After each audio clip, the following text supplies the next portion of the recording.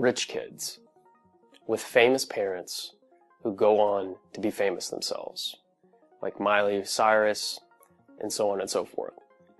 Okay, you're probably thinking that the reason they're successful, okay, in the mainstream, that they're out there doing their thing and making a living, playing concerts and being on television, is because of the connections that they were born into. They don't have to worry about money because there's so much of it. You know, they have more time because they don't have to work some crappy job that has nothing to do with their career. And they just have more resources in general.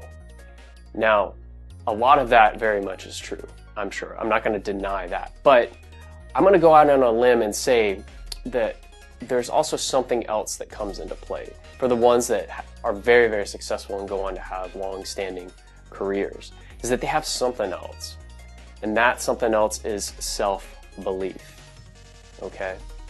And the reason that we have this kind of self-belief, this belief in their own ability to succeed, that they were meant for success, comes from like their environment, the influence of that, the influence of their parents, you know, probably telling them that one day you are going to be successful because that's what you were meant for. And that kind of fostered this own self-belief in themselves.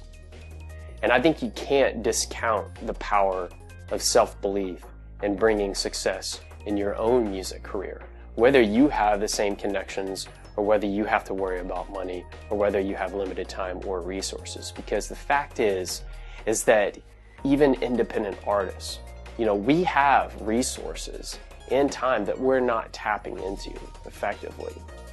And sometimes it doesn't come down to, you know, not just having the right techniques under your belt and all that kind of knowledge. Sometimes it just comes down to you just have a lack of really strong self-belief in your ability to do this. Because a funny thing happens when you really, really start to believe, okay, is that your actions and your attitude start to reflect that belief.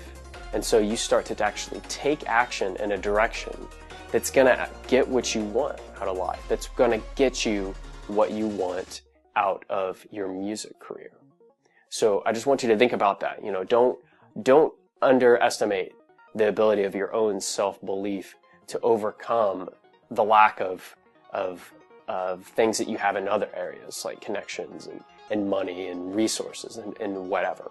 Because for every story of there being a rich kid or a famous kid going on to be famous themselves, there's also a story of, you know, people like you, independent artists, you know, people who don't have those connections, don't have the major label deals, who actually go on to experience that success.